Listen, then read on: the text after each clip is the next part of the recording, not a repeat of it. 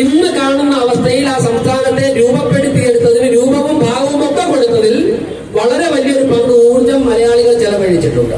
IT മേഖലയിൽ ബാംഗ്ലൂർ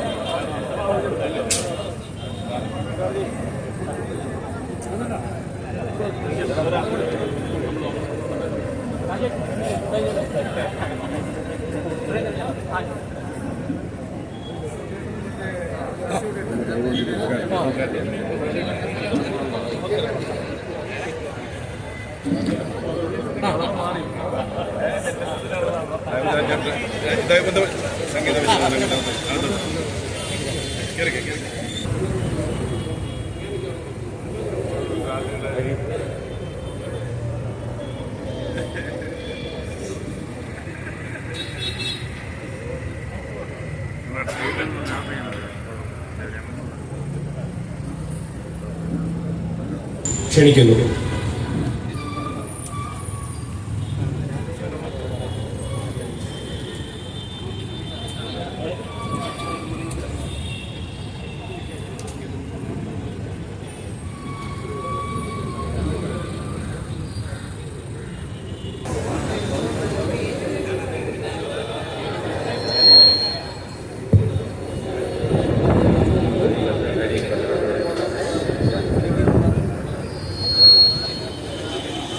കേരളത്തിൽ നിന്നുള്ള ലക്ഷോപലക്ഷം വരുന്ന ജനങ്ങളുണ്ട്.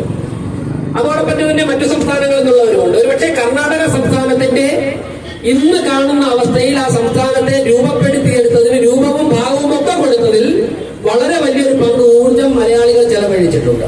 IT മേഖലയിൽ ബാംഗ്ലൂർ ലോകത്തെ തന്നെ ഏറ്റവും ശ്രദ്ധിക്കപ്പെടുന്ന നഗരമാകാൻ വേണ്ടി നമ്മുടെ കേരളത്തിലുള്ള അവരുടെ ഉപജീവന മാർഗമായിട്ടാണെങ്കിൽ പോലും കേരളത്തിലുള്ള ചെറുപ്പക്കാർ, കേരളത്തിലെ യുവത ചെലവഴിച്ച ഊർജം ചെറുതല്ല. അങ്ങനെ ഒരു സംസ്ഥാനം സ്വയം പര്യാപ്തമായിട്ട് ലോകത്തിന്റെ ശ്രദ്ധയാകർഷിച്ച് മുന്നോട്ട് പോകുമ്പോഴേക്കും ഇന്ത്യൻ നാഷണൽ കോൺഗ്രസ് പോലെ ഉള്ള ഒരു സ്വാർത്ഥതയും കുടുംബാധിപത്യവും മാത്രം കൈമുതലാക്കി ഒരു പിടി നേതാക്കന്മാരുടെ ഇംഗിതത്തിന് മാത്രം വഴങ്ങി മുന്നോട്ട് പോകുന്ന ഒരു പ്രസ്ഥാനം ഒരു പ്രത്യേക സാഹചര്യത്തിൽ സംസ്ഥാനത്തിന്റെ ഭരണാധികാരം ലഭിച്ചു എന്ന് കരുതി